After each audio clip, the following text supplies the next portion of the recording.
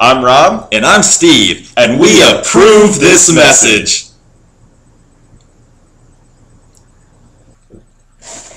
Darb D's presents Rob and Steve's No Budget All Spoiler Review Show, Episode 8, The Campaign.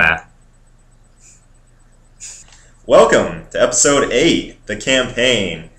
I didn't actually see this movie, so we're trying something a little bit differently. I'm going to be doing this in an interview format and ask Steve, what did you think of The Campaign? I actually was pretty entertained. Really? I normally am not a big fan of Will Ferrell movies. So was this not your typical Will Ferrell movie? Was it more like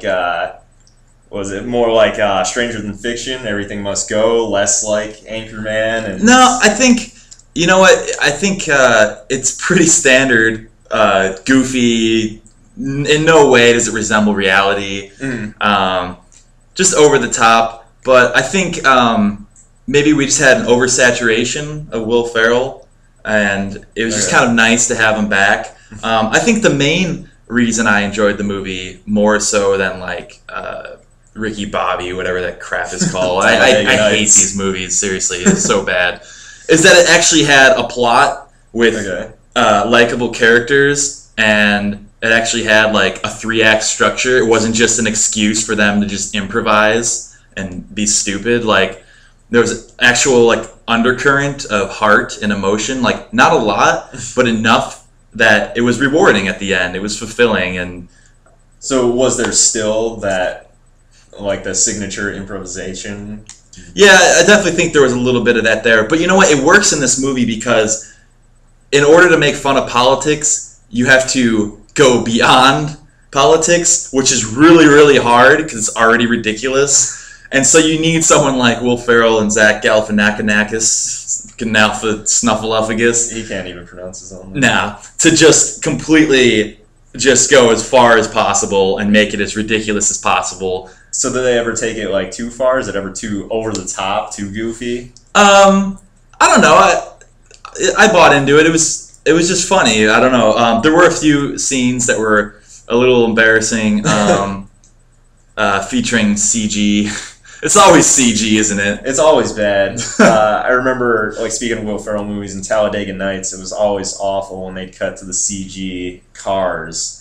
They always look like complete ass. What was the ass CG in this one? There was a baby, a CG baby that gets punched in the face. Okay.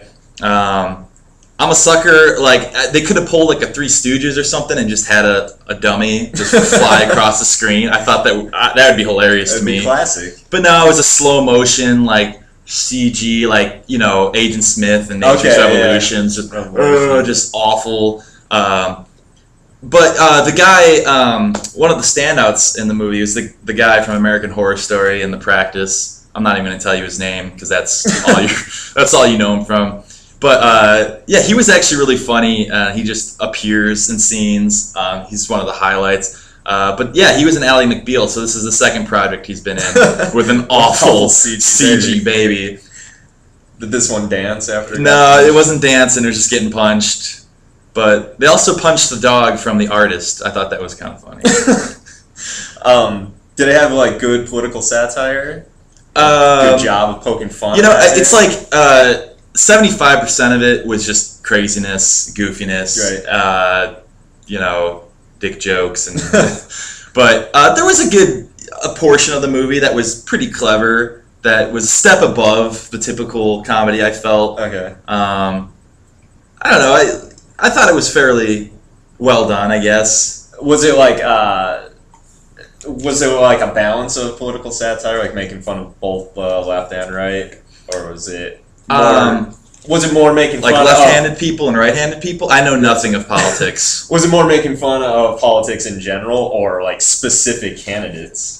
I think just in general. Okay. I'm sure they slipped in a few specific things, but it went over your head. Oh, way over my head. I was there to see Will Ferrell bang Zach Galifianakis' wife in a freezer. How much of the jokes just came down to typical Will Ferrell insert expletive. Oh, there was plenty of that. Reference to like mythological. Oh yeah, there was plenty of that. Beard of Zeus. Yeah, but like I said, it's been a while. They did great. This was a pretty star-studded cast, but I felt like John Lithgow and Dan Aykroyd were just wasted. Dan Aykroyd hasn't had a funny movie since Ghostbusters. I had heard that there were a few good cameos in it. Were there anybody else who just kind of? Well, there were cameos. I don't know if they were good. Ever since Dexter season 4, John Lithgow, I can't take him. He's not funny anymore. He's frightening. And John Goodman shows up for a single line on the TV. I don't know if they cut his scenes or if he was just like walking by on set and they're like, "Hey, John Goodman, come on, come here." You got a minute? But yeah, Brian Cox was in there. I'm always a fan of Brian Cox. I could always use more Cox. Moving on. I think overall I enjoyed it. Yeah. What's your final? My final verdict, the final review. It's silly. It's stupid.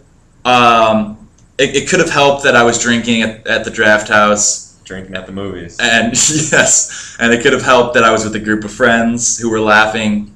People who actually laugh at comedy. Yes, typically not typical of Steve. Stone-faced. Those are the worst dates, by the way. Going to comedies. Why didn't she laugh? That was supposed to be a woman.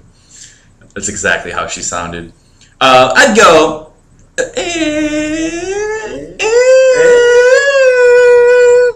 Maybe worth a rental. I think so. Totally legal download. Definitely worth one of those. But those are the best kinds of downloads. So yeah, this is a good job, interviewer. I don't know. We'll have to try this again. Maybe. Upcoming. Well, that's the episode. Yeah. So we'll see you next time. Thanks for watching. Darb Tees presents. Fuck.